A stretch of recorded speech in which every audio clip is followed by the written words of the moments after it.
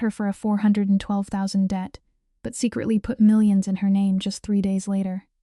Emily thought she was a captive, trapped in an Italian villa with a 57-year-old mafia boss who owned her family. But when she stumbled upon a file in his private study, she found a hidden document that changed everything. The ruthless kingpin wasn't trapping her at all. He was giving her the ultimate choice for to walk away wealthy or stay and rule by his side. Let's hit pause on this scene right here.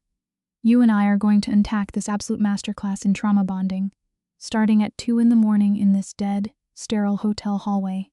Watch how the camera lingers as a single piece of paper slides under the door. That paper is the bomb that blows Emily's life to pieces. The choice? Marry an apex predator or her dad gets wiped out. But the real tragedy is when Emily kicks that door open. She expects a father ready to die for her. Instead, she finds Robert sobbing on the carpet, an empty shell of a man. This is where it breaks your heart, guys. The bitterest part is not the mobster making the threat. It is the realization that blood does not guarantee a shield. Sometimes, blood is just the currency a monster uses to buy your soul. To really get why this breaks her, we have to rewind the tape to their 11-hour flight to Rome. Look at Robert sitting there. The man is practically sweating out his own guilt. He is frozen under that reading light. A glass of whiskey shaking in his hand as he tries to invent a lie to save his own skin. And Emily, she is watching him like a hawk, and she just knows. She has seen this exact look every time the rent was late, every time he smelled like booze and broken promises. This is the irony of fate. We always want to believe the people we love will magically change, but past behavior is the only real crystal ball we have. Robert is not planning a European vacation. He is a terrored coward, actively dragging his own flesh and blood straight into the slaughterhouse. You can practically feel the panic radiating off this guy. He knows his debts can only be paid with a human sacrifice. Suddenly, Emily cuts through the quiet and the truth, her voice cold, demanding the truth. Watch Robert physically flinch. It is pathetic. He starts stammering out some garbage about a sudden business venture. Emily instantly shreds his lie, reminding him he has not run a real business in his life. He frantically pivots, calling it an investment. But smuggling your kid across borders is not high finance. It is a hostage situation. Here is the brutal takeaway, guys. When the red flags are slapping you right in the face, never let a toxic parent convince you they are just party favors. She stays awake the whole flight, her heart pounding. Look at her face as they touch down in Italy. Emily has that frozen stare of a deer listening to a twig snap. She does not know the trap yet, but her body is screaming at her to run. They step into the morning air, and a heavy black sedan is waiting. The driver does not even blink. He has the dead eyes of a cartel enforcer. And what does Emily do? She swallows her terror and gets in the car just to avoid making a scene in public. We have to pause on this, because it hurts to watch. How many times have you ignored your own gut feeling, just so you do not seem rude? It is a tragic flaw in human nature. Never let social politeness disarm your survival instinct. She is going to profoundly regret the next 6 hours, wishing she had just screamed her lungs out.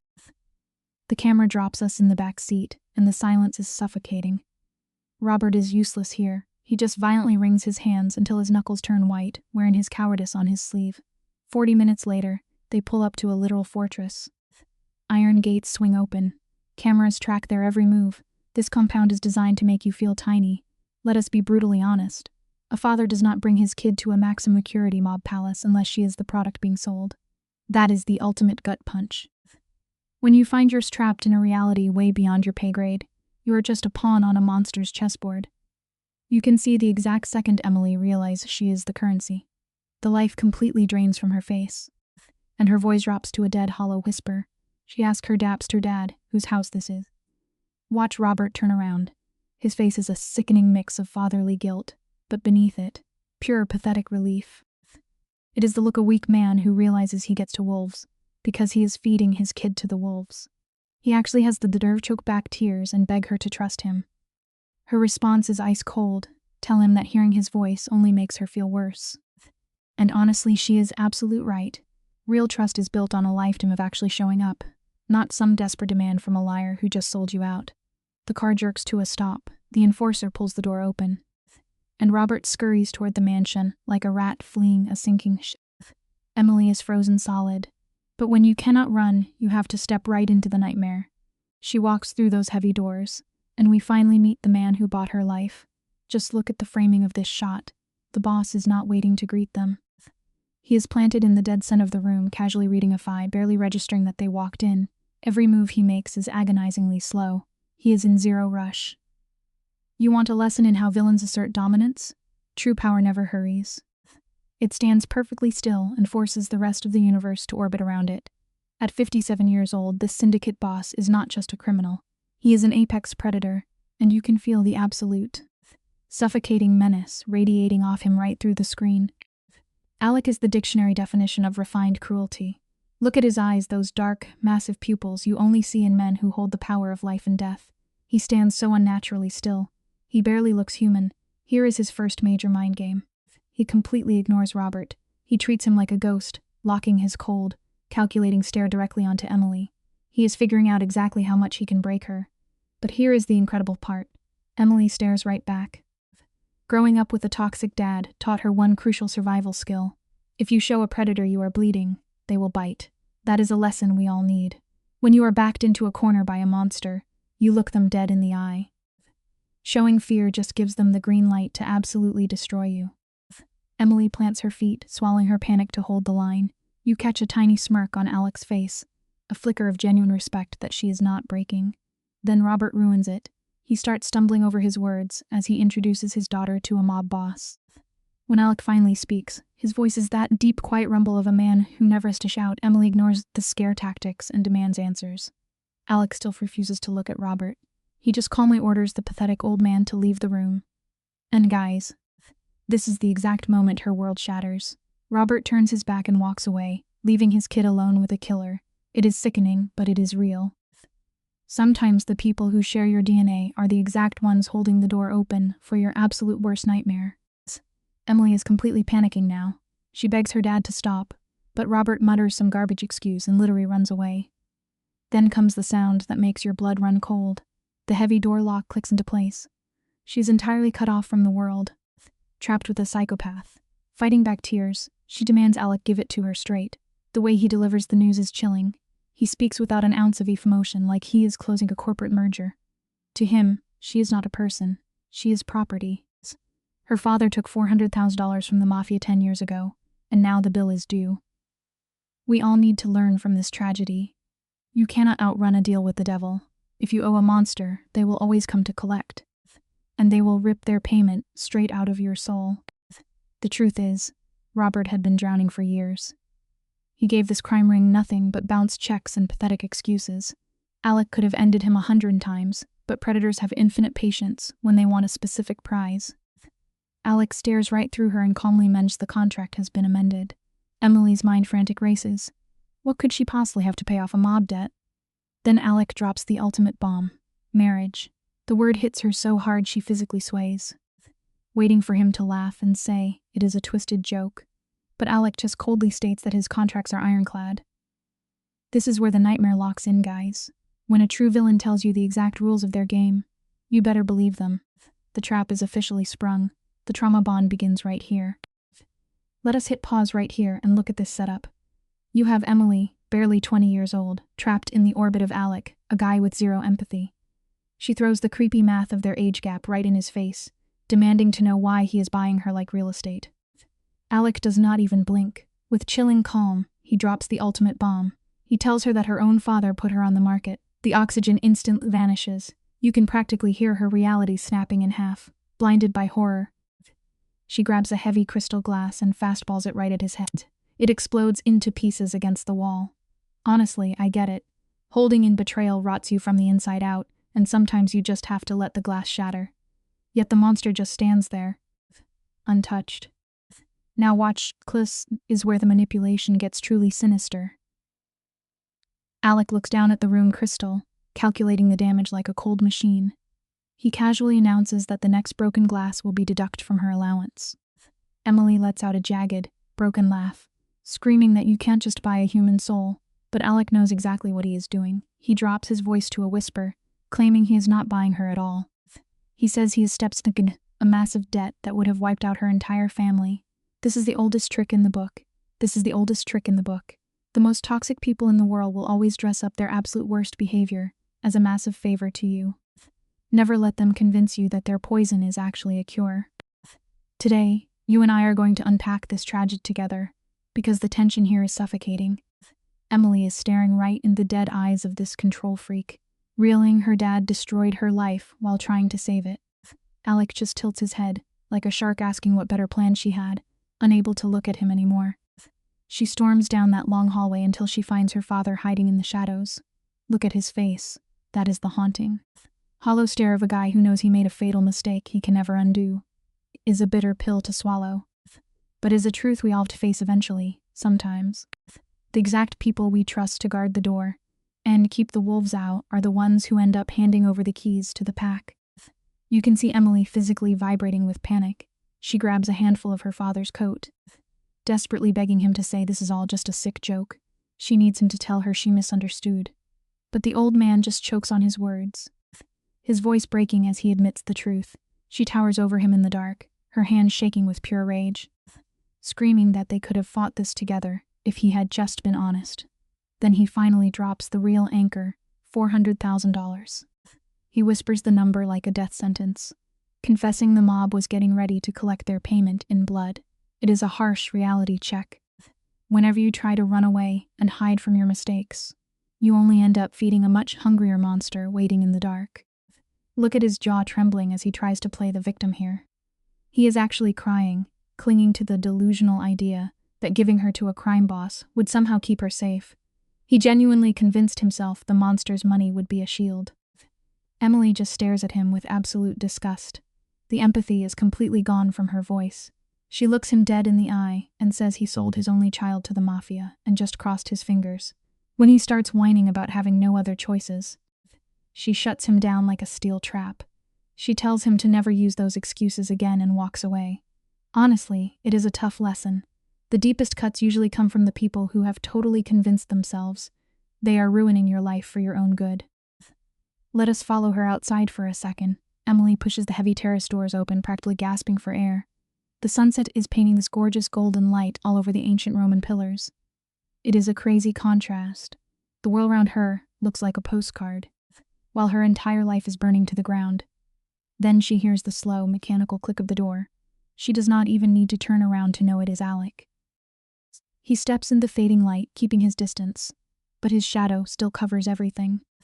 He casually mentions that she must be starving after her trip. Keeping your cool in a nightmare is incredibly hard, but you always have to keep your armor strapped on tight. Especially when the big bad wolf softly offers you a warm plate of food. Let's hit pause right here, because this scene absolutely wild. Emily spins around, her nervous system screaming at her to run, and throws everything she has at this guy. She tells this narcissist he doesn't get to play the polite host when he built her cage. Alec just stands there, face totally blank. He hits her with the coldest truth imaginable, saying her own father sold her out, and he is just the escape hatch. When she fires back that he's only doing this for his own sick kicks, Alec just slowly nods. He actually agrees. It completely shatters her defense. She was bracing for gaslighting, not weaponized honesty. It forces you to face a pretty brutal reality. A predator who tells you exactly who they are is often way less dangerous than a fake friend who hides their knife behind a warm smile. Look at her staring out over that perfectly cut lawn, desperately trying to draw a line in the sand. Her voice doesn't shake once, as she swears she will never just roll over and accept his control. She doesn't care what kind of sick contract her dad signed. She promised to make every single day a nightmare for him. The silence that follows is agonizing. Alec just studies her like a science experiment, murmuring that he gets it exactly what he expected. Then he fades in the house like a ghost. Emily grips that stone balcony until her hands go totally numb. The sheer panic is fading now, replaced by a massive rush of angry adrenaline. It reminds us of a really tough lesson. Real power doesn't come from having the upper hand. You earn true power the second you decide to hold your ground, even when you are staring down a monster. Emily just threw her best punch at an apex predator, and instead of breaking her spirit, he basically patted her on the head, right on cue. Sophia steps out of the shadows. She moves with an eerie, calculated smoothness, clearly the one who keeps this nightmare running. She quietly announced the bedroom is ready. Emily snaps right back, demanding her passport and a ride to the airport. Now. Watch how smooth this manipulation goes down. Sophia doesn't even blink. She calmly lets Emily know that her passport is already waiting for her upstairs on the bed. That realization hits Emily like a punch to the gut. We really need to take this to heart. When an adversary suddenly gives you exactly what you want with zero fight, it isn't a victory. A sudden display of total accommodation is usually just a beautifully disguised trap waiting to snap shut. Stick with me here, because we are watching the mental conditioning begin in real time. Sophia's face is like a brick wall. She insists the boss sees Emily as a guest, not a prisoner. Emily instant tests the fence, asking if she can just walk out the front gates. For a fraction of a second, Sophia hesitates, suggesting he would really prefer her cooperation. Emily fires back that a preference doesn't mean she is trapped. She bolts upstairs to this massive bedroom and finds her old bag on the expensive sheets. She tears through it, her heart pounding. And the crazy part, the passport is right there inside. It is agonizing to watch this play out. Giving someone the shiny illusion of free will paralyzes their ability to make a choice far better than locking them in a dungeon ever could. It is a harsh truth. False freedom will always be the heaviest chain you can wear. She has barely been here for an hour, and the invisible bars are already closing in around her. Let's break down his game plan. First, Alec crushed her with the reality of her dad's betrayal. Then he isolated her. And now, he just hands over the one thing she needs to run away. Emily is way too smart to mistake this for genuine kindness. This is mental warfare at its peak, by giving her the passport. He guarantees her brain will burn out trying to plan an impossible escape, instead of figuring out how to survive. She is literally building her own cage from the inside out. It is tragic to watch, but it leaves us with an unforgettable rule for survival. If a dangerous person casually smiles and hands you the keys to your own freedom, you can be absolutely certain they have already changed the locks on the door. Her hands shake uncontrollably as she shoves the passport under her clothes, driven by pure survival instinct. She grabs her phone and fires off a frantic message to her friend Dana, begging her not to call the cops. Dana texts right back, threatening to send the cavalry if she doesn't explain everything. Emily gets this empty, broken smile on her face. She types out a single massive lie, telling Dana she is perfectly safe. You can feel the weight of that lie crushing the air out of her lungs. Can anyone ever truly be safe while sleeping inside the den of an apex predator? She drops the phone and scans the gorgeous room, her brain locked in a state of absolute hypervigilance. It shows us what happens when your world burns down. When your reality violently collapses, the only shield you have left is a cold, completely detached intellect. Grab a seat and hit play, guys, because this opening scene is a masterclass in survival. Picture Emily, locked in a room where the shadows feel heavy enough to choke you. She is gripping a dead phone, completely cut off from the world. Reeling, the very father who was supposed to protect her is the one who threw her to the wolves. Across from her is the kingpin. He sits there like a statue, thinking he has already won. But pause the movie right here and look closely at Emily's jaw. See that tiny muscle twitch? That is not fear, that is pure, concentrated defiance. It is a bitter pill. But here is the takeaway for real life. Someone can lock you in a room and take your phone, but they cannot break into your mind unless you hand them the key. Her father broke her heart, but he accidentally gave her an iron spine. The sun comes up, and the game officially begins. Emily is barely 20 years old, traded like a stack of poker chips just to cover her cowardly father's gambling debts. Watch her smooth down her dress. Her hands are shaking, but she forces them to stop. She is getting ready to walk out and face Alec, a guy whose ego is so massive he missed the only thing that actually matters. He bought her physical presence, but he left her brain completely untouched.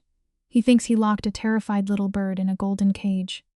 Completely unaware, he just trapped himself in a room with a hungry wolf. It is almost funny, honestly, but do not miss the life lesson hiding in this scene. Never ever cross someone who has absolutely nothing left to lose. When the fear of losing is gone, you are left with a force of nature. Listen to those heavy oak stairs groaning under her feet. For Emily, walking down to breakfast at exactly 8 in the morning is not a routine. It is a calculated move on a very dangerous chessboard. Most people would be hiding under the covers, completely paralyzed by the horror of it all. But she refuses to play the victim card. She walks into the gray morning light, and there is Alec, sitting there like he owns the concept of oxygen. He drops his newspaper just enough to measure her mental state, waiting for her to crack. He wants her to shatter. This is where we learn something huge about personal power. You do not get your life back with one big, dramatic movie speech. You rebuild your strength piece by piece, making terrifying little choices when no one is clapping for you. Hit pause again, Because this dining room scene is suffocating, Alec waves at the empty chair with lazy, arrogant energy. Like a king welcoming a peasant, a maid pours coffee and disappears like a ghost. Emily grabs that warm mug, just to remind her she is alive, and stares into his dead eyes. For 30 agonizing seconds, Alec lets the silence do the talking. It is a classic move to make the weaker person break and start babbling, but Emily just sits there. When she finally speaks, she does not cry or beg. She asked for the exact rules of her captivity. She wants the raw data. Alec actually folds his paper, completely thrown off. Remember this the next time you are cornered. Swallowing your pride to gather the facts is not giving up. It is exactly how you plan the war.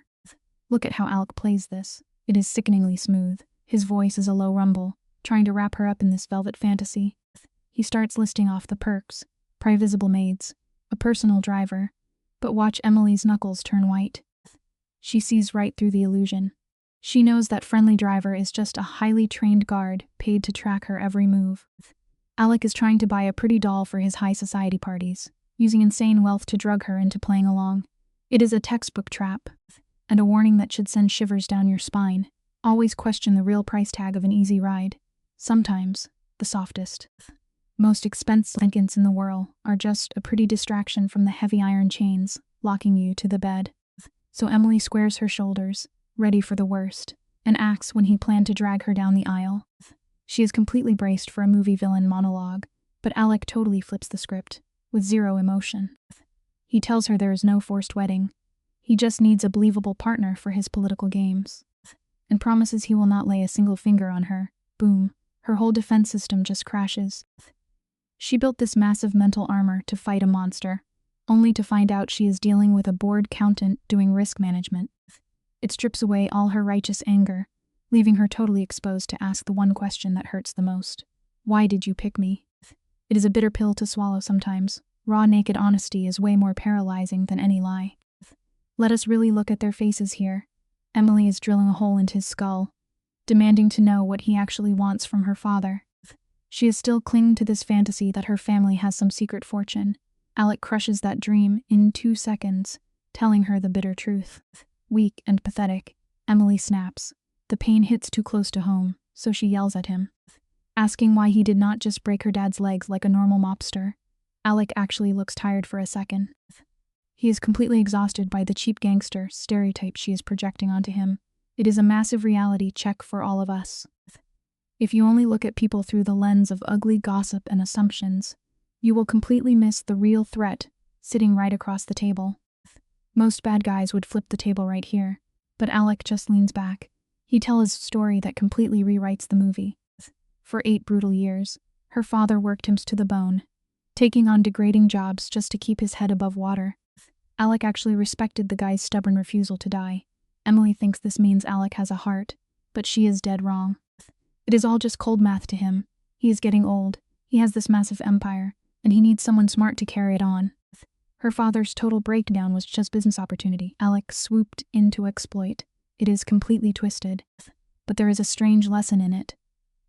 When you actually take a second to recognize the fighting spirit in someone else, even your worst enemy, it completely changes the way you play the game against them. Now watch Emily's eyes. She is searching his face for any sign of a lie.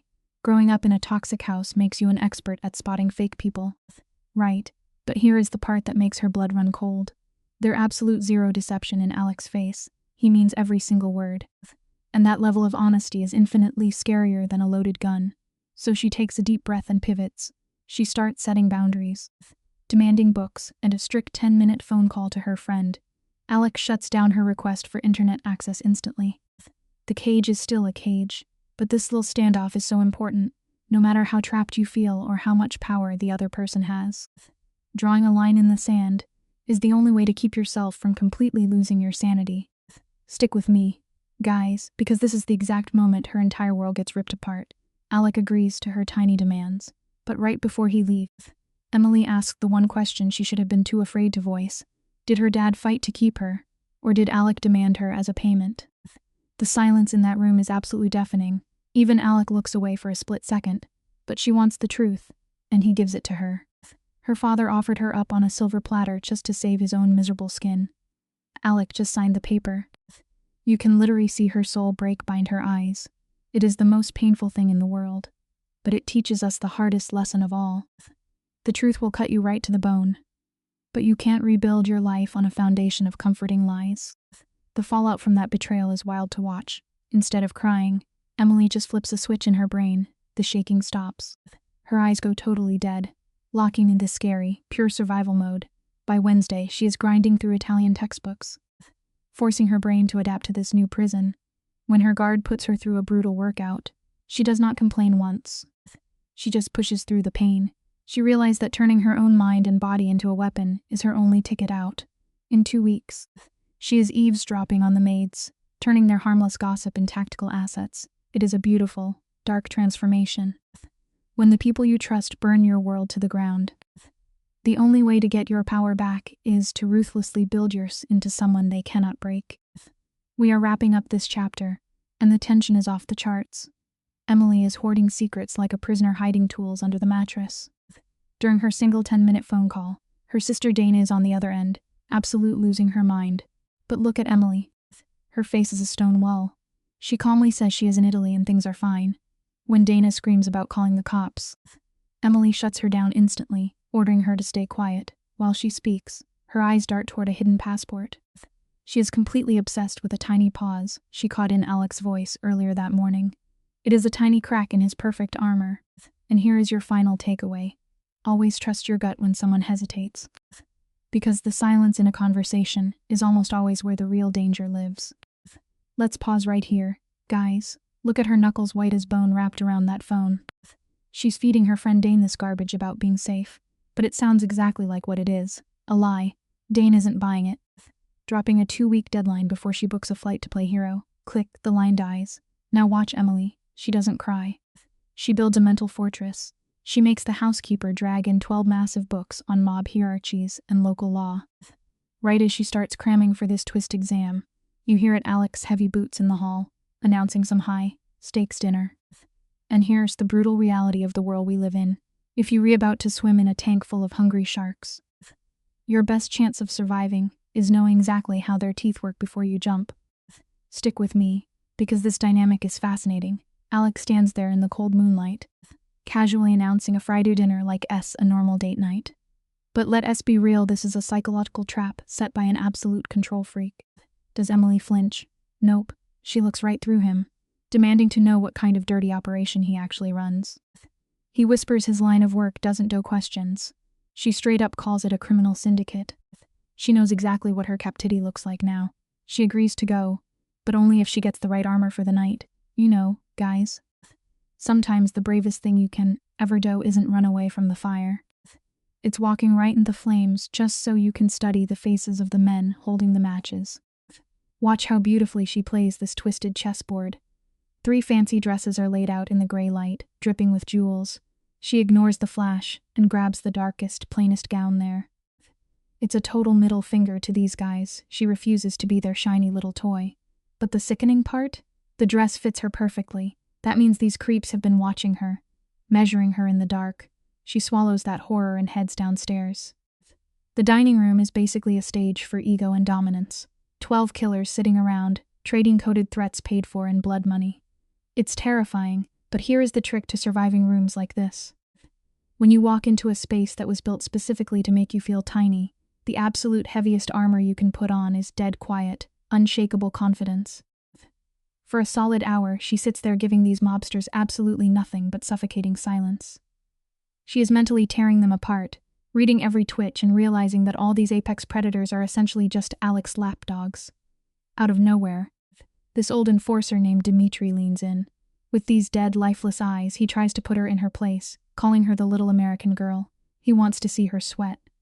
Instead of shrinking, she locks eyes with him, drops her name like a block of ice, and demands to know who the hell he is. The tension in that room instantly skyrockets. It's a brilliant move to watch, and a hard truth to swallow in our own lives. We actually teach aggressive, toxic people exactly how they are allowed to treat us entirely by what we decide to put up with. You and I are watching a pure masterclass in survival right now. These guys run on cheap intimidation, but she fuses to play. Dimitri flashes this creepy, bloodless smile and tries to trap her, asking what she thinks of Alec. She sidesteps it perfectly. making a dry joke about how ridiculously huge the house is. A few guys actually laugh. Dimitri hates that, so he pushes harder, demanding her opinion of Alec as a man. The whole room goes dead silent, without missing a beat. She calmly states that a guy demanding pure honesty is either incredibly honorable or a lethal threat. Checkmate. It's painful how smart that is. Remember this next time someone tries to back you into a corner. Keeping your cool and speaking with absolute clarity will always be your strongest shield. The silence at that table is heavy enough to snap bones. Finally, Alec breaks it. The guy actually lets out this low, dangerous chuckle. He's impressed. Dimitri, looking totally defeated, just mutters that she's interesting and backs off. Now fast forward to the suffocating car ride home. Streetlights are slashing across Alec's face in the dark, as he asks if her little stunt was calculated or just reckless impulse. Staring out the window, she flatly tells him she had to break Dimitri's leverage before he could own her. Alec quietly drops the bomb that Dimitri has been orchestrating murders for 30 years. It sends chills down your spine, but proves a vital point. Sometimes, looking the monster right in the eye without flinching is the only way in the world to make it blink first. As the shadows deepen, Alec admits no one has dared to speak to Dimitri like that in 20 years. Emily just stares ahead, coldly stating the old man was overdue for a reality check. Alec tries to praise her, but she instantly throws up her walls, reminding him she didn't risk her neck just to stroke his ego. By her second week in this twisted estate, she completely rejects the idea of being a victim. She maps every inch of the floor plan, tests every heavy lock, and hunts for the blind spots of her cage. She yanks open this massive oak door, thinking it's a closet, but finds something entirely different. It's a brilliant scene that teaches us something profound. Preparation is the quietest kind of survival. You have to map out your exits way before the fire ever starts. We push through that door into a hidden study, glowing with warm lamplight. But the person hunched over the desk isn't some hardened killer. It's just a teenager. He's buried in a math book, wearing massive headphones to drown out the violent reality of the house. The tonal shift gives you serious whiplash. He yanks the headphones down, freezing. The tragic part, he has the exact same dark, predatory eyes as Alec, but set in the face of a kid who is crushed by chronic stress. He straightens his posture and nervously introduces him as Nikolai. It hits you right in the chest. Every single person we cross paths with is hiding a secret chapter. Desperately guarding fragile pieces of them, they pray no one ever forces them to reveal. Let's pause and look at this together, because the entire story flips right here. This kid looks at her and quietly admits that Alec is his father. You can actually feel the shock shatter everything Emily thought she knew about this crime boss. This architect of misery actually has a kid hidden in the walls. Nikolai looks so incredibly old in this moment. He tells her that staying completely invisible is the only thing keeping them alive in this mob war. In a split second, the monster Emily has been fighting turns into terrified dad trying to hide his son. It's a bitter pill to swallow, but it's true. The most terrifying people usually carry the most fragile vulnerabilities, building fortresses of ruin just to keep the people they love breathing. Just sit with the absolute tragedy of his room for a second.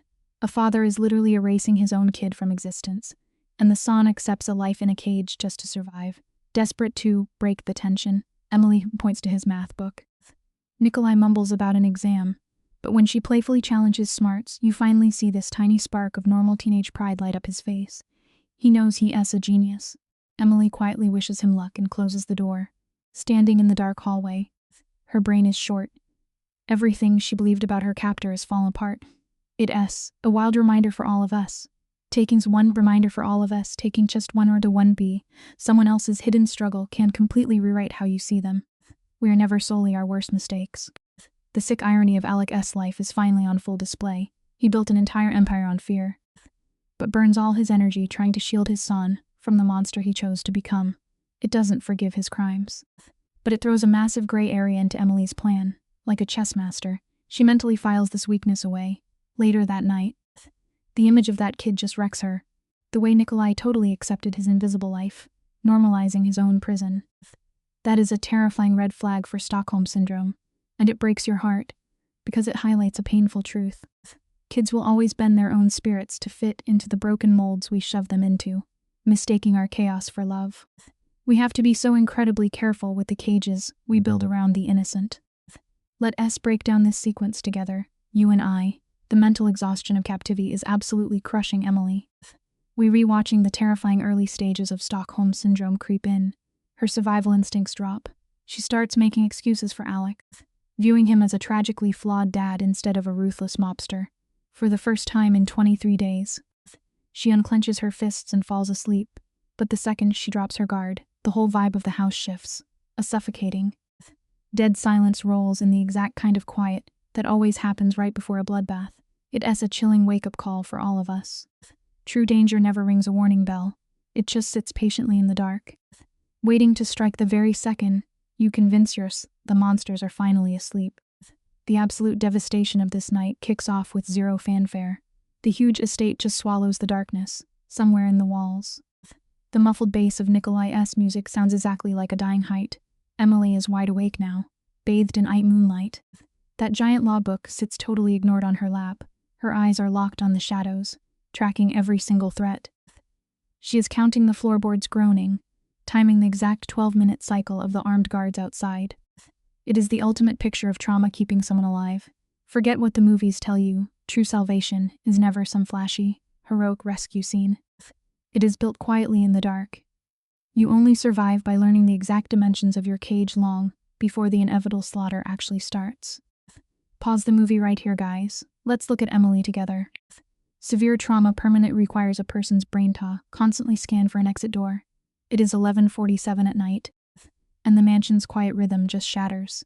Downstairs, there is the unmistakable sound of breaking glass. That is a professional hit squad breaching the perimeter. Emily does not even waste a single second thinking about it. She lets her primal survival instinct take the wheel, slipping out of bed and easing her door open in the dark. From the floor below, the heavy, wet thud of a body hitting the marble floor echoes upstairs. Here is the bitter truth about trauma. When the air pressure drops and your blood turns to ice, you never wait to see the monster. You just move. The air inside the house goes completely dead. A rough, panicky shout echoes from the foyer. Cold disciplines lack the ice. Crew, Emily hears this, but she does not freeze. Watch her go. It is a fluid, desperate sprint down the hallway straight for Nikolai's bedroom. This 16-year-old kid is the ultimate pawn in this sick territorial war. She taps on the wood, her voice dropping to a razor, then whisper. 4 agonizing seconds tick by before the door finally opens. The kid stands there, pupils blown wide open. Bracing for a bloodbath, she grabs his shoulder, ruthlessly demanding to know the way out. Listen up. Authentic courage is rarely about drawing a gun to play the hero. It is the tragic choice to shield an innocent life before calculating your own odds of survival. The poor kid swallows his confusion, pointing toward a hidden panel that leads to a service stairwell. But the exact second Emily mends the breach is in the east wing. The blood drains from Nikolai's face. That is his father's sector. The boy lunges forward, driven by a desperate need to save a dad who barely looks at him, but Emily physically yanks him back. She anchors him to the reality that his father is a violent mob boss. They rip open the false wall, swallowed by the suffocating darkness of the narrow stairs. Emily digs her nails into his shoulder, as heavy boots vibrate on the floorboards directly beneath them. It is a bitter lesson. But when the walls are closing in, hesed is a terminal disease. Pausing will always cost you the people you love most. Hit pause and really listen to this scene. The heavy strike of tactical boots vibrates up the walls. But the dead silence right after is truly terrifying. This hit squad moves with the cold precision of apex predators. Nikolai whispers a frantic plan to sneak out through the kitchens. Emily simply grills him on perimeter security. The kid admits the east wall always has 3 guards, but he only heard 2 bodies drop. The nightmare puzzle locks into place. That missing guard is already dead. She forces him to look her in the eyes, ordering him to abandon the eastern route entirely. The irony of fate is that the universe sends its loudest warnings through negative space. Paying attention to what is suddenly missing will save your life faster than staring at the obvious threat in front of you. Nikolai just stares at Emily, completely thrown off by how she is not panicking. She leans in tight, proving that a childhood spent starving in the dark breeds a totally different kind of survivor. Slipping in the pitch-black kitchen, Emily moves entirely by spatial memory. She spent her days in captivity cataloging every inch of this estate. Like a chess grandmaster mapping out a board, psychological conditioning is literally the only armor you get against absolute chaos. You have to do the brutal math before the adrenaline hits your heart. Then, a muffled voice bleeds through the plaster walls. It is Alec. The narcissistic mob boss is not begging for his life. His tone is this terrifyingly calm. Low rumble, the exact sound of a cornered predator, telling the hunters they just walked into their own graves. We are watching a blood feud unfold in real time. The attackers have breached the heart of the sanctuary. Yet, Alec sits there with this creepy, sociopathic calm, literally asking the guys holding the guns if they realize they are already dead. The intruders start shouting, getting violently loud to cover up how terrified they actually are, hearing heavy furniture shatter upstairs. Nikolai completely lose it. He gets ready to blindly charge up there and die for a father who ruined his life. But Emily becomes his anchor.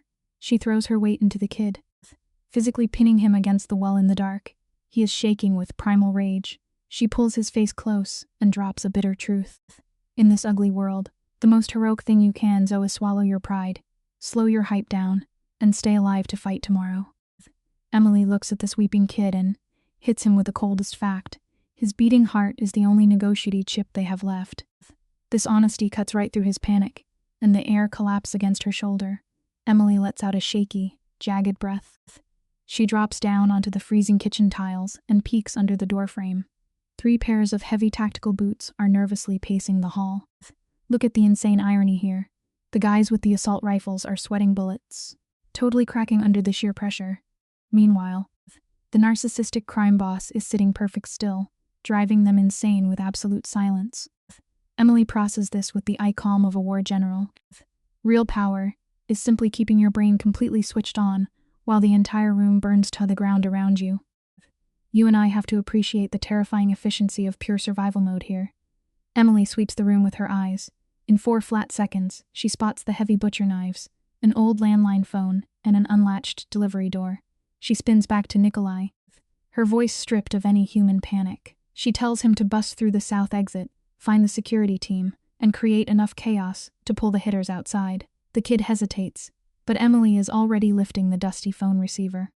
She dials a random string of numbers she memorized weeks ago from a terrified maid. This is where the story hits you right in the chest. The most insignificant moment of kindness to a stranger can build the exact lifeline you need to drag yourself out of the abyss when your world catches fire. The line picks up immediately. An anonymous breath comes through the speaker. Emily does not blink. She coldly rattles off the number of shooters. The fact that the mob boss is cornered, and her plan to get his son out alive. The voice on the other end barks for her coordinates and tells her to hold position. She hangs up and forcefully shoves the boy toward the door. Pause the movie and look at the kid's face right here. His eyes narrow, looking exactly like his sociopathic father. He realizes this hostage just painted a target on her own, back to give him a head start. He slips out into the night, leaving Emily completely alone in the dark. It breaks your heart. True selflessness is choosing to stand on the edge of the grave just so someone else gets to walk away.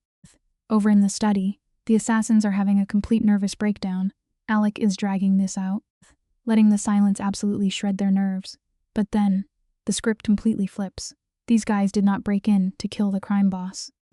They are here for the American girl. And this is where the movie absolutely guts you. Staring down the barrels of 3 rifles. Alec does not say a single word. He refused to hand over his hostage to save his own skin. Down in the dark kitchen, Emily hears this and her breathing just stops. She realizes her twisted, sociopathic captor is actually willing to take a bullet to the chest rather than let them touch her. It is the sickest paradox of life. Sometimes, the most irredeemable monster in the room is the only person on earth willing to bleed out for you. Let's keep our eyes on Emily here. She does not even have a second to process Alec's insane sacrifice. Heavy combat boots are walking straight toward the kitchen, flipping that raw survival switch in her brain. But here is the fascinating part. She buries her fear and smooth slides a massive butcher knife out of the block. She knows a piece of metal is not going to beat an assault rifle. But her brain absolutely refuses to surrender. She hides in the shadows, pressing the freezing steel against her arm. Perfectly copying the mob's combat training, the air gets unbearably heavy, the door creaks open, and the armed killer walks right into her trap. Here is the bitter truth about survival. Eventually, you run out of dark corners to hide in. And you just to plant your feet and face the monster yours. These shadows set the perfect stage to completely flip the script on who is hunting who. The enforcer steps into the pitch-black kitchen. acting on the arrogant assumption that his target is just a terrified little girl. But watch his fatal mistake. Her eyes burning right into his skull. He hesitates for one single second, and that tiny moment of confusion is all it takes to ruin him. Instead of trying to stab him, she violently hurls the knife straight at the light switch on the wall. The plastic shatters, plunging the room in absolute sensory deprivation. Before his eyes can't even adjust, she drops low and drives her shoulder right into his blind spot, destroying his balance. The lesson is undeniable, guys. When total darkness surrounds you, a calculated mind will always humiliate unthinking brute strength. Pause the movie right here. Emily is going up against a mob enforcer built like a brick wall. She knows she cannot outpunch this guy, so she pins his arm and drives her elbow into the joint with a sickening crunch. He drops the gun. For a second, you think she won. But his caveman brain reboots. He grabs her, launching her across the room. She hits that solid marble island so hard you can practically hear her ribs crack. She cannot even drag oxygen into her lungs, but the second he reaches for her again, she ducks into his blind spot and bolts down the hall. Listen, the bitterest truth about survival is not about being invincible. True resilience is just finding the sheer willpower to take one more step when your broken body is screaming at you to just lie down and die. You and I need to pause and look at this scene together, because this is the emotional fatal strike. Emily hides in the shadows, listening to the muffled thuds of a bloodbath out in the hall. Then dead silence. The double doors swing open, and Alec walks out, barking cold orders, but then he spots her. For one fragile height, this terrifying crime boss totally shorts out. The mask clips. You see the desperate relief of a guy who thought the one good thing in his rotten life was gone forever. A second later, the steel trap closes back over his face. It is brutal to watch, because the reality is, even the most cold-blooded monsters cannot hide their buried humanity when staring down the terror of losing the only person they actually cherish. Watch his jaw right here. Just watch it clench. He is looking her up and down, checking for blood. And you hear this desperate crack in his normally icy voice. Emily stares right back and tells him his son is locked down and safe. That is the kill shot. Alec's impenetrable gangster shield just shatters. He has to look up at the ceiling and swallow hard to stop himself from breaking down in front of his own men. It hits him that this civilian threw her into a literal war zone just to protect his kid. And she is not even asking for a medal. It breaks your heart. The ultimate irony is that true. Selfless courage will always force the most ruthless, untouchable kings to quietly face the massive emotional debts they owe to the people they drag in the dark. Alec barely whispers that he is not mad. The hallway is swarming with armed guys, but for Emily, all that noise drops into static. The adrenaline finally wears off, and her entire body starts shaking like a leaf. She was ice, cold during the actual fight. But now her nervous system is crashing hard, and get this, the big bad mobster notices instantly, instead of acting like a predator. He steps right into her space, takes her trembling hands, and just squeezes them. He holds her together until her brain stops spinning out. Then, boom, the steel doors in his eyes slam shut again, and he is back to barking orders at the guards. It is completely devastating to watch.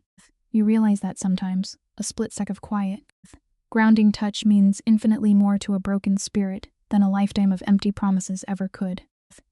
Emily demands a name. Alec gives her just one word, Dimitri. He tells her this rival boss decided polite insults were not cutting it anymore. Emily flashes back to that dinner. Remembering how Dimitri stared at her, she thought it was just a fragile ego. But now she realized the guy was mapping out a hit. She asks if this bloodbath happened because she talked back. Alec shuts that down with pure, twisted mob logic. Dimitri did not send hitmen over a sassy remark. He sent them because he figured out this innocent girl was the invincible kingpin's only weakness. Here is the absolute kicker. Arrogant people will always dig their own graves, because they completely underestimate the terrifying, quiet strength of the people they treat like helpless pawns. Let us hit pause and really unpack this twisted logic. The irony here is so thick it chokes you. Alec admits the rival cartel used Emily as a human crowbar to pry open his defenses. She puts the pieces together fast. They want to see if Alec actually cared her, and now they have their proof. As Alec nods, that stone, cold face melts away, leaving an exhausted, ruined man. The attack was a pop quiz to see if the boss would risk his empire to keep a girl breathing. By refusing to give up her location, Alec essentially told the criminal underworld that she is his fatal flaw. It is a beautiful tragedy. Because real, Absolute loyalty means you are completely willing to burn your own carefree-built kingdom to the ground just to keep one person warm. You can practically feel the oxygen burning up in this house. Emily stares this mobster dead in the eyes and tells him to put a pin in their trauma until tomorrow. Upstairs, she finds his teenage son, Nikolai, pacing outside her room. The kid is trying to act tough, but it is brittle. One soft word from Emily, and his whole facade shatters. He starts crying, saying she never should have risked her neck for him, because any sane person would have run from his dad's violent world. She is not looking at a mafia prince anymore. She is looking at a terrified kid suffocating inside a billion-dollar cage. The saddest part about this? The people trapped at the top of the food chain are usually the ones starving to death for one real, normal human connection. Emily looks at this broken kid and casually jokes that she was never exactly normal to begin with. Nikolai looks up, and this genuine, heartbreak smile cuts through all that mobster training. He quietly agrees and slips away. But the second Emily shuts her bedroom door, her entire system just shuts down. The tough girl act vanishes. She is gasping for air, desperately trying to slow down a heart that is beating out of her chest. But the wildest part, her brain is not replaying the guns or the blood. She is obsessively rewinding the memory of Alec squeezing her hands in that hallway. The brutal irony of the human body is amazing. You can build a psychological fortress out of titanium, but the frantic racing of your own pulse will always betray the exact feelings you are desperate trying to bury. She can't stop replaying it. Her mind is looping on how he held her hands, and how he refused to give up her location to a hit squad. The irony is staggering. Alec did not just tuck her away somewhere safe, in the middle of absolute hell, with no audience to impress. This ruthless killer made a conscious choice to become her human shield that totally shatters the cartoon villain image she had of him. This guy is the apex predator, and yet he is breaking every single rule of criminal survival just for her. It proves the ultimate truth about human nature. You can judge someone by their terrifying reputation all day long, but a person's real, naked soul is only ever revealed by the quiet, dangerous choices they make when the lights are off and absolutely no one is watching. Let us look at this mess together. Emily's brain is short-circuiting because the math simply does not add up. Think about how messed up this is. This mob boss, a guy who lies for a living, has given her nothing but painful honesty. Tonight, he absorbed all that trauma just to keep her breathing. It makes zero logical sense. Staring at the dark ceiling, she realizes a terrifying truth. She cannot treat him like a clinical case study anymore. He is not just an obstacle, he is a deeply damaged person. And she is terrified because she feels this messy trauma bond forming between them. Here is the bitterest truth. You can draw up all the perfect, logical survival plans in the world, but your brain will never outsmart the dangerous, gravitational pull of your own buried attachments. So here we are, watching Emily slide into the early stages of Stockholm Syndrome. She is lying in the pitch black, totally drained, and her survival instincts just pack up and leave. Instead of planning an escape, she is obsessed with the guy who held her shaking hands. The absolute worst part, it is the ultimate psychological trap, because he demanded absolute nothing in return. By 7 a.m, the smoke clears over the estate, and the real showdown starts. But Alec does not summon her like a king, and he does not send a thug to fetch her. He walks through that wreckage and closes the distance hymns. Stick with me on this one. The quietest, gentlest gestures from a monster will always wrap chains around a broken mind far tighter than any violent threat ever could. Let's hit pause right here, guys. Just look at this scene. The heaviest, scariest door in this entire mob fortress gets this tiny. Hesitantly opens it, and standing there is Alec, the big, bad architect of a criminal empire. A guy who usually wears $1,000 suits like Kevlar is completely falling apart. No jacket, collar torn open. He has this nasty cut across his jaw, and he actually tries to hide it from her. But Emily, she does not flinch. She just points at a chair. And this apex predator, the guy who runs the whole underworld, practically collapses to it just because she told him to. It is wild to watch. But honestly, the deepest kind of trust only starts when you finally drop that heavy armor and let someone else see where you are bleeding. Pay close attention to what happens next because this is incredibly rare. This absolutely ruthless syndicate boss is just sitting there, frozen, while Emily dabs burning antiseptic onto his face. The tension in this room is suffocating. Then, she drops one name. Dimitri.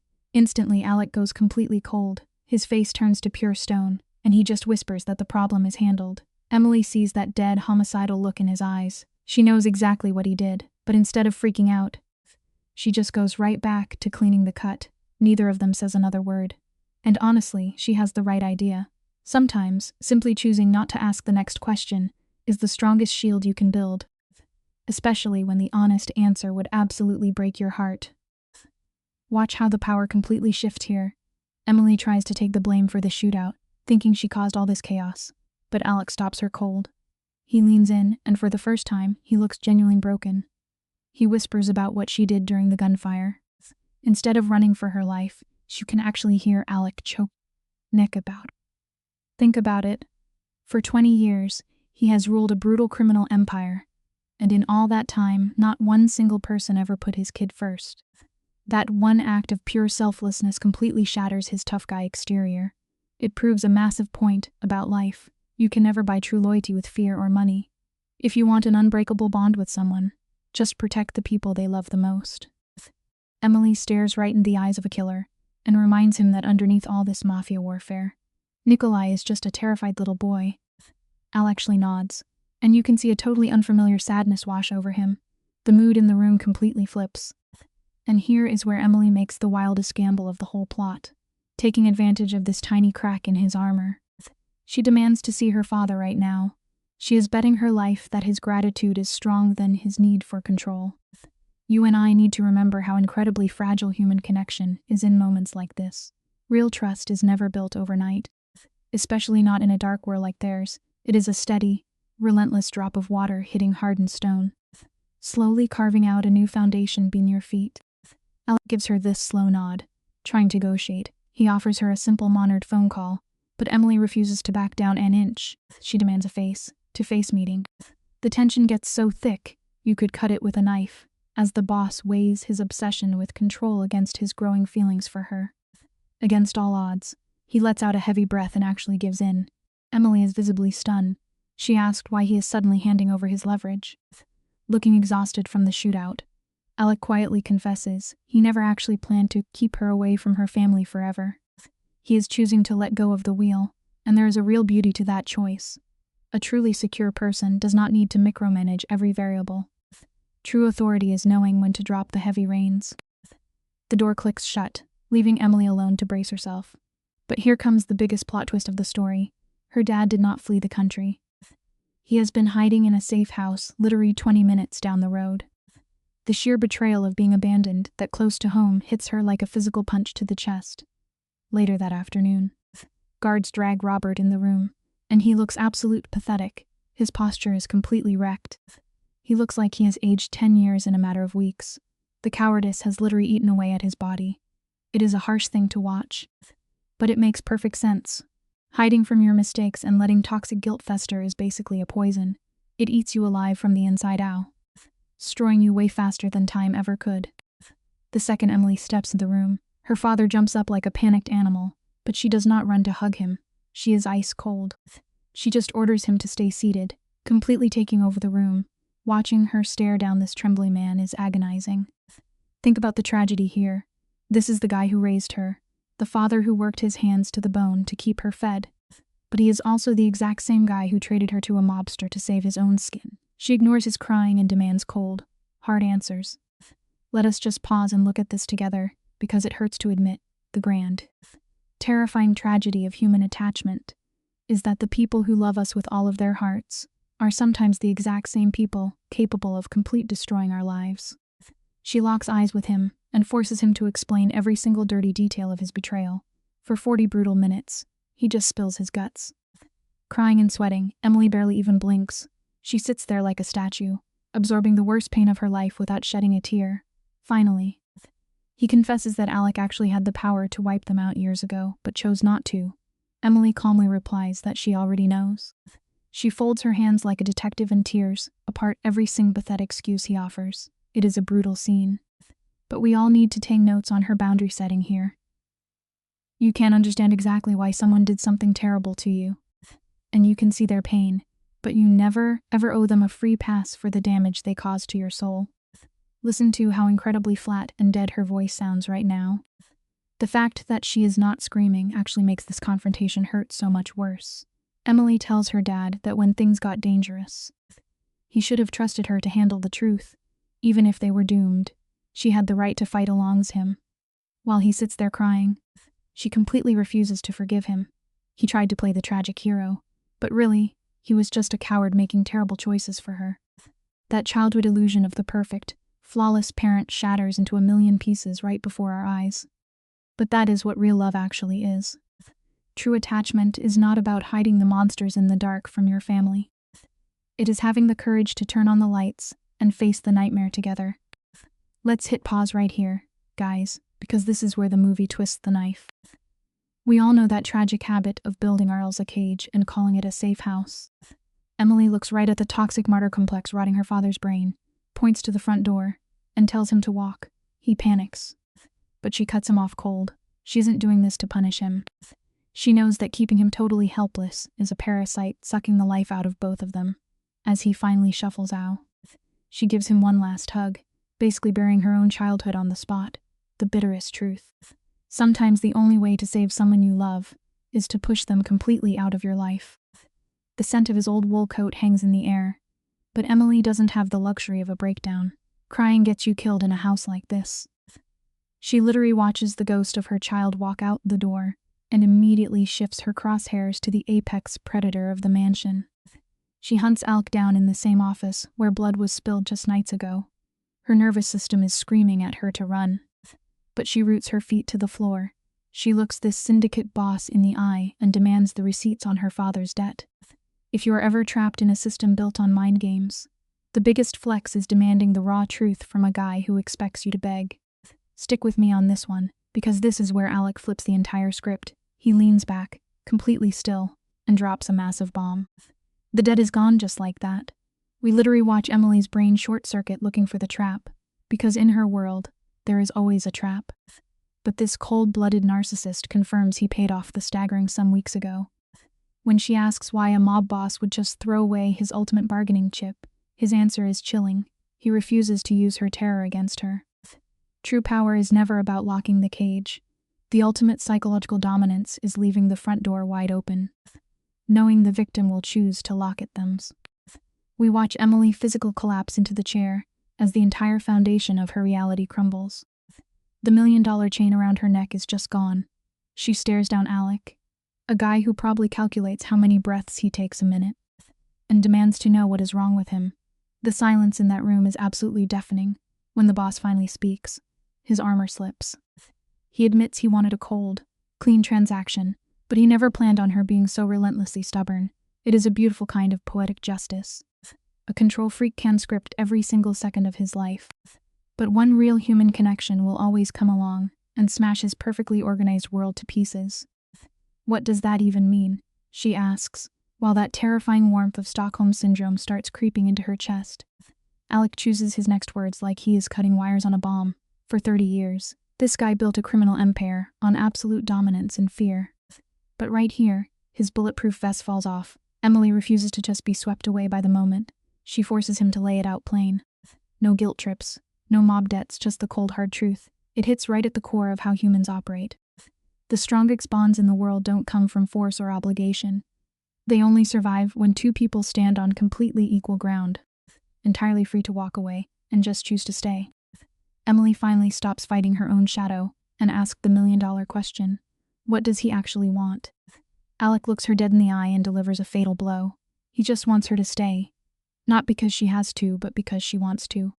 Looking at this ruthless crime lord, Emily is entirely disarmed by his sudden lack of defenses. Think about it. She walked in here 3 weeks ago, ready for a psychological bloodbath, and now the big bad wolf is handing her the keys. It is a brutal irony we all face eventually. The real escape route is almost never found by running away from your trauma until your legs give out. Real freedom hits you the second you find the guts to stand still. Look at Emily's face in this exact moment. She spent weeks building these massive walls to keep the villain out, and now they are melting like sugar in the rain. Her voice is shaking as she admits she can't fully commit to whatever this is. But she promises she is done running. Alec takes that deal, his cold sociopathic mask softening into a genuinely human face. She warns him this isn't a fairy tale. He nods, admitting a mob boss has zero data on how to actually build a real relationship. Hearing a guy like that admit he's flying blind is wild. but she remembers how he hit her during the shootout. Sometimes a quiet act of protection speaks way louder than any romantic speech ever could. The tension in that study is thick enough to choke on. Why? She asks one more time, practically begging for the words. Alec answers in this ragged, exhausted whisper he tells her she already knows, and the bitter truth is, she absolutely does. She has known since that bloody shootout in the hallway. She just needed to watch him suffer through, trying to say it out loud. It proves that the deepest truths in life don't need a microphone. They are proven in the silence. We watch her walk away, and suddenly the whole vibe of the mansion shifts. Breakfast is no longer a tactical hostage negotiation. Her nervous system stops treating every shadow like a threat, and the trauma walls finally crack. Here is the craziest part of the whole dynamic. Alec, a guy used to barking orders and watching people jump, actually sits back and listens. The morning routine completely transforms. Nikolai drags Emily in this heated, passionate argument about some ridiculous math proof. And while they are arguing over numbers, Alec is just sitting at the head of the table. He is wearing that blank, empty mask he thinks makes him invisible, but Emily sees right through the cracks. She sees a broken man quietly watching his shattered life glue itself back together over scrambled eggs. It is wild, right? The most intense healing in our lives usually hides right inside the most boring, everyday routines. You and I have to appreciate the absolute irony of what happens next.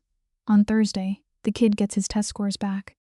Nikolai hit the top 3% in the entire country. Emily finds him standing in the hallway, completely frozen, looking like a deer in the headlights of his own success. Top 3%, she says, grinning at him. He looks up, and all that edgy teenager defense mechanism is completely gone. He whispers that he never thought he could do it. Emily just smiles and reminds him that she called it 3 weeks ago. It is a harsh truth about how we operate, sometimes. Having just one person blindly believe in you is the exact medicine you need to fix a broken sense of self. Nikolai actually laughs, and you can practically see the anxiety evaporating off his shoulders. You said I would be fine. He shoots back. Not top 3% in the country. Emily just shrugs it off. Then the kid looks at her, and the raw gratitude in his eyes is enough to break your heart. He thanks her for actually believing him, when the rest of the world just stamped him as a problem child. Emily tells him to go show his dad. The kid instantly freezes up, that old child trauma bubbling right back to the surface. He mutters that his dad doesn't know how to handle normal stuff, but Emily pushes him toward the door. She listens from the hall, and what she hears next is unforgettable. Laughter, raw, completely unfiltered, booming from downstairs. It isn't the colds. It isn't of a father who is finally proud of his son. It is the sound of a father and doesn't know how to hide it. Emily drops down on the stairs, letting the reality wash over her. She is a 20-year-old girl trapped in a mansion run by dangerous criminals, and yet, the ultimate twist of fate hits her right in the chest. She isn't looking for the exit anymore. She actually wants to be a part of this messed up family. That realization scares her way more than the guys with guns ever did. Sometimes the most terrifying moment of your life is realizing you never want to leave the cage. Let's hit pause right here, guys. You can see the exact moment it clicks in Emily's eyes, hitting her harder than any physical abuse her father ever dished out. Before this, she was just dodging the shrapnel of other people's toxic behavior. Now, she is looking at this violent crime syndicate and actively choosing it. You can't blame anyone else for the chaos you willingly invite in. Taking real emotional ownership is terrifying, but it is the only way to truly start living. Footsteps echo, and she bolts upright as Alec reaches the stairs. His untouchable mob boss armor is totally gone. He practically stammers that his son scored in the top 3%, staring at her with unguarded awe. It is a beautiful irony. The second you finally stop running, the monster drops his weapons. Emily replies that she knows, her voice so deadpan you could hear a pin drop. We cut over to Alec, and the guy is visibly rattled. A man who controls every breath in his empire.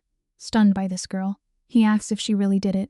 He reminds her that 3 weeks ago, she opened a dangerous door just to tell a total stranger he would be fine. He studies her intensely and asks why. Emily does not even blink. Because someone should have, she says. The staircase goes dead quiet. Just look at this frame. A ruthless mobster who spent 30 years calculating threats is utterly dismantled by basic human empathy, and Emily is totally unbothered. Here is the real takeaway. The ultimate display of human strength is never pulling a trigger. True power is simply holding your emotional ground when everyone expects you to break. She states that she is not running, her voice dropping into deliberate monotone. Stick with me here, because we need to unpack this scene. Alec throws up a defensive reflex, his instinctual shield against manipulation, but Emily diffuses it with an eye calm. Then comes the shocker. Alec, a man hardwired for violence. His knuckles barely brush her skin. It is not a dominant mob boss move. It is an involuntary leak of vulnerability. When she refuses to pull away, they silently agree to step in the dark together. Here is the tragic truth. The biggest shifts in our lives never come from massive, cinematic gestures. They happen when a person whose entire instinct is to run away finally decides to plant their feet squarely in the middle of their own terror. Let's pause and watch Emily's mental fortress crumble. She walked into this syndicate expecting physical trauma, prepared to bleed just to survive. Instead, she faces a crazy anomaly. Alec's authority does not require his emotion to be dead. You and I have probably both made this mistake, assuming that true power means freezing your heart solid. As that sterile light washes over her, she realizes her old defensive walls are useless now. Severe trials always force us to get devastatingly real. True growth only kicks in the second your ego surrenders the illusion of control. Her next breakdown did not arrive with dramatic movie music. It hit on a random, mundane Tuesday, just a quiet, brutal strike of reality that wiped out her last remaining defenses in an absolute flash. The camera shows the bathroom, and there is zero warmth in this shot. It is 6:40 in the morning. Emily sits on the freezing edge of the tub. Shaking out of her skin, the trigger, a cheap plastic pregnancy test. She sneaked it past a mansion full of armed mobsters like a seasoned spy. But now, under the harsh fluorescent bulb, her brain short-circuits. She literally forgets how to breathe. We are watching the raw shock of a catastrophic life change. It is that terrifying microsecond where a new reality completely overwrites your future. And man, she is only 20 years old. This scene delivers a brutal life lesson for all of us. You can build the most heavily guarded psychological fortress in the world, but one tiny biological fact will burn your master plan to the ground. For 11 weeks, this crime syndicate has been her gilded cage. The marriage contract hangs over their heads, but they avoid it like the plague. They circle each other like injured wolves, knowing that pushing too hard will leave them both bleeding. Her promise was just that she would stop running, not that she would stay forever now. Staring at those lines, time literally bends around her. She forces her shaking hands to hide the test and walks to the dining room like a ghost. This leads to a beautiful, simple realization. Almost devotion almost never kicks off with dramatic movie hysteria. Instead, it slowly, quietly hardens into the unbreakable foundation that keeps you moving forward when your entire world gets turned upside down. Let's break down this breakfast scene, because the tension is suffocating. Alec sits there with the terrifying stillness of a predator. Emily has spent weeks mapping his every move, making this bizarre captivity feel normal. She sits down, hands totally numb, and suddenly his eyes lock onto her. You and I really need to recognize this pivot. His intense mobster hypervigilance used to send her into a panic. Today, it actually keeps her grounded. He immediately asks what is wrong. She tries to brush it off, but he folds his newspaper, zeroing in on her face. You simply can't keep a giant secret in the dark forever. He says her name, just a low warning. Her breathing totally shatters as she finally slides the plastic test right across the table. The silence stretched for 4 agonizing seconds. Emily is so terrified she can hear her own heart hammering. When Alec finally looks up, his entire cold-blooded mobster facade completely shatters. It is wild to watch this apex predator paralyzed by a cheap plastic stick. He chokes out her name, his voice cracking under the massive psychological weight. He scans her face, and she openly admits how terrified she is. But watch what he does next. He does not obsess over the pregnancy test. Instead, he reaches across the table and grabs her shaking hand, giving her a physical anchor to reality.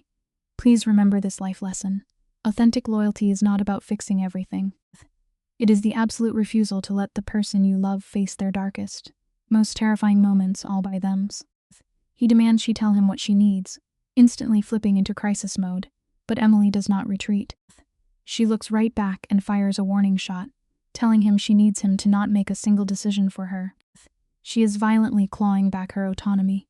Alec processes this boundary and squeezes her hand in agreement. She makes it clear that if she stays in this mafia world, it must be her own choice, not because a baby.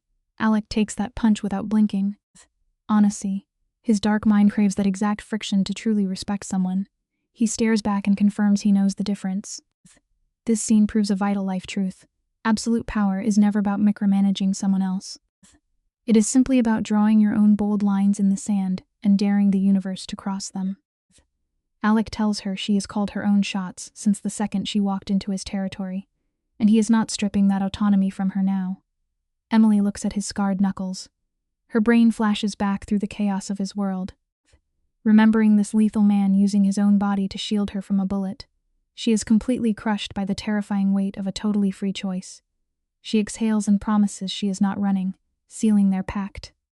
His grip tightens around her fingers like a vice. Here is the real magic of the human mind. Building genuine trust is a massive architectural feat. You have to carefully layer your darkest trauma with moments of real, validated safety over and over again, until your exhausted nervous system finally stops looking for the nearest exit door. He murmurs that he knows, and just like that, the psychological merger is finalized. A few hours later, Emily dials her father. He answers on the second ring. "Come with me, because we are about to uncover what really went down here." That frantic response speed proves he is stuck in severe panic, rotting from the guilt of selling his daughter to the mob. But Emily treats this call with icy detachment. She speaks into the static, telling him she has something to share. She shuts down his panic by calmly stating she is safe, but the second she drops the bomb that she is pregnant, you can audibly hear his lungs stop working. The brutal weight of what he has caused creates a total blackout in his brain, leaving him hanging on the line in a state of absolute, paralyzing shock. Her dad chokes out her name, his voice sounding like a collapsing building, and asks what she is going to do. She does not hesitate for a second. She tells him flat out she is having this baby and marrying the mob boss. Then she drops the hammer. She makes it clear she is not doing this because of biology, or to pay off his bloody debts. It is her choice. She is completely owning her life. She tells him Alec is not the monster they painted him to be. The dead air is dripping with toxic family trauma. With his ego destroyed, her dad quietly asks if she is happy. She takes a real second to think before murmuring that she is getting there. Remember this truth. Embracing the ugly, messy complexity of your own life is the absolute most powerful move you can ever make. Her dad exhales that it is enough, the psychological poison finally draining out of him. Emily is not done setting the rules. She orders him to come to the wedding with icy authority. When he nervously asks why she would want him there, she drops a simple truth. Remind him he is her father. The actual wedding scene is a shocker. It completely rejects all the flashy garbage you usually see in mob movies. There are just 12 people in a dim room. Sophia is crying her eyes out while trying to look tough. Even Nikolai looks shaken, reeling that pushing everyone away is a sickness, not a survival strategy. Here is the final takeaway, guys. Changing your entire fate does not take an army. It only requires a tiny handful of people willing to hold you steady when your world turns completely lethal. Let us hit pause right here and look at Nikolai. He is watching Emily completely freak out, her brain doing backflips trying to assess the threat level. Nikolai just stares at her, and you have to appreciate the absolute irony. This guy has been studying Alex Stone, cold psychopathy, for 16 years. He knows exactly what it looks like when a lethal apex predator actually cares about someone. He has only seen it once for him, and now for her, it hits you right in the chest. A real legacy is not built by stacking up illegal cash or piling up bodies. The hardest thing to build in this world is a beating heart inside a sociopath's empty chest. Nikolai literally walks away to avoid feeling things, which is just classic. The heavy doors swing open, and Robert Harper walks in 20 minutes early. You and I need to look at this guy together. The hunted, paranoid rat vibe is completely gone from his posture. He skips the usual pathetic apologies, grabs his daughter's hands, and drops a joke about how her dead mother would have absolutely roasted this dangerous mob wedding, and Emily actually laughs. A real, heavy laugh. It is funny how the human brain works when everything goes to hell. When the trauma is so heavy it crushes your lungs. A perfectly timed, pitch-black joke is exactly what lets you finally take a breath. Emily smiles just picturing her ruthless mother showing up 3 days early to terrorize the florists. She tells Robert that her mom would have actually respected Alec. Once she got past the whole organized crime problem, her mother only bowed to pure authenticity, and Alec's terrifying dead-eyed calm would have won her over. Robert gets teary, swearing he will spend forever apologizing. Emily just looks at his broken face and tells him none of the past matters, only that he showed up today. That is the kicker right there. Real forgiveness is never about taking a razor to a bloody, messed up history. It is simply deciding to wake up tomorrow and not hold the knife anymore. Let us take a look at this courtyard. It is dead quiet. You would expect a massive mob boss to have some flashy, arrogant ceremony. But there is zero theatrics here. Just an officiant speaking soft Italian, and Emily delivering her vows with a terrifying level of confidence. Now look at Alec. He locks onto her with this suffocating stare, refusing to blink, proving that just being completely present is way heavier than any expensive spectacle. Hours later, standing in this bruised, amber sunset, he leans in and whispers to ask how she is doing. Emily stares right back at this highly lethal man without flinching. She says she finally feels like herself. Sometimes you have to walk in the dark to find your own reflection. Pause the movie right here and watch the iron walls of a crime lord completely melt into the floor. Emily puts a hand on her stomach and drops the news. Alec totally shatters. This is a guy who orders brutal hits while drinking his morning coffee. And he looks like he just got hit by a freight train at the thought of creating a life. It is absolute poetry. A man can spend his entire life building 50-foot walls with razor wire to keep the world out.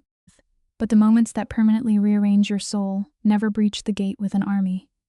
They ambush you quietly in the hallway of your own house.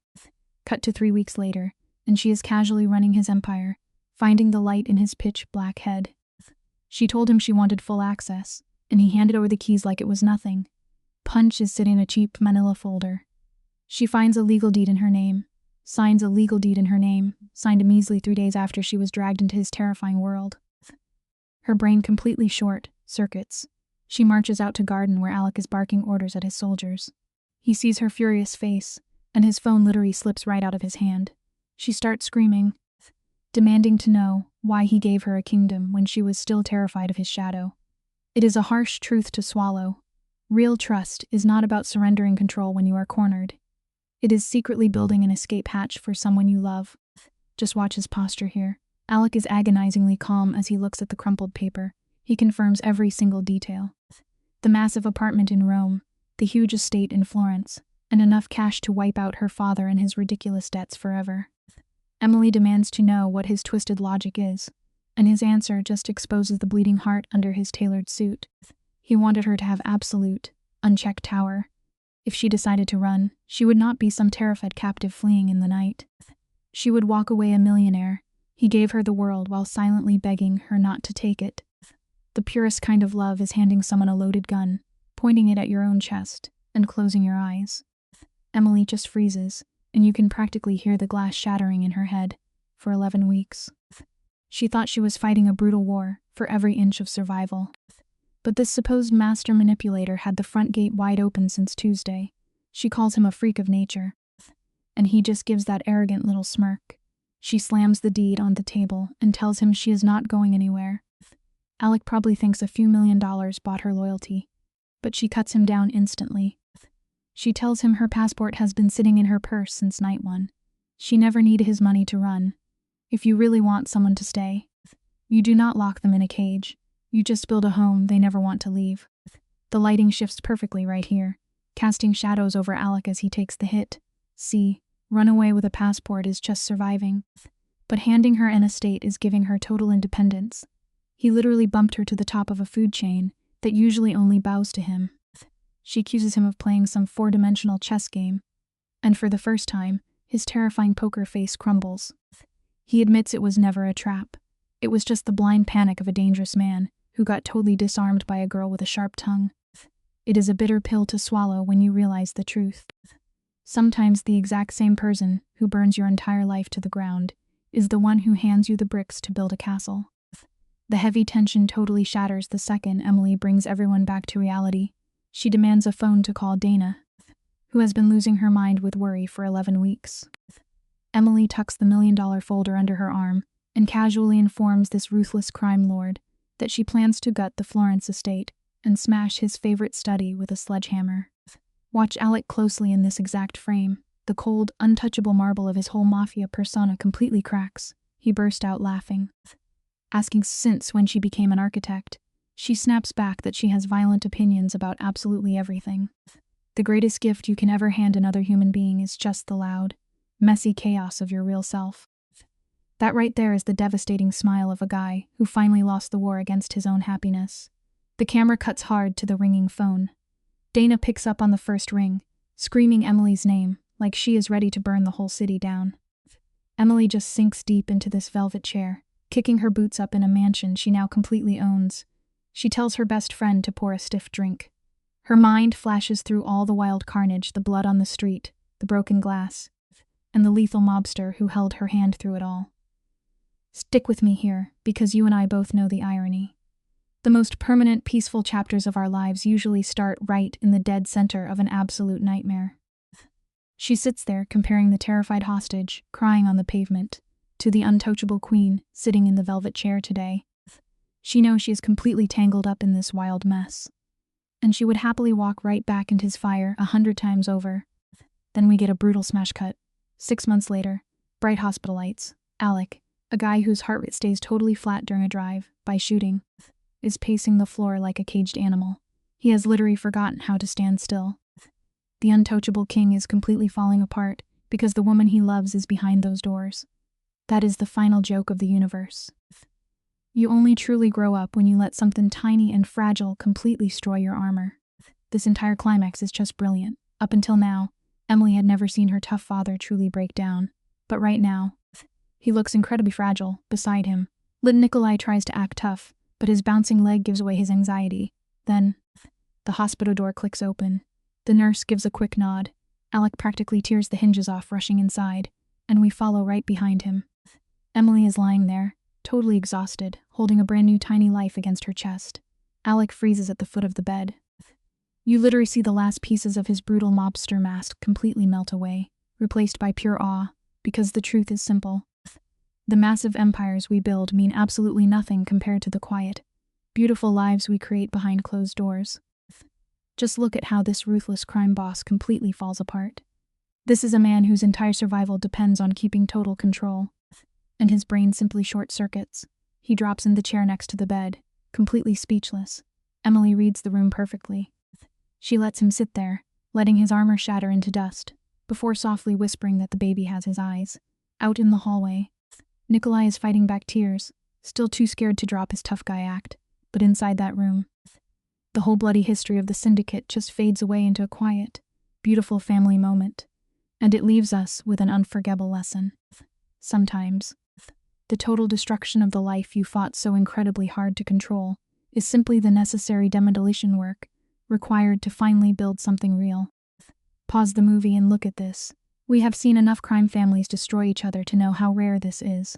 Alec leans over the crib, swearing this baby will be safe from those backstabbing syndicate deals.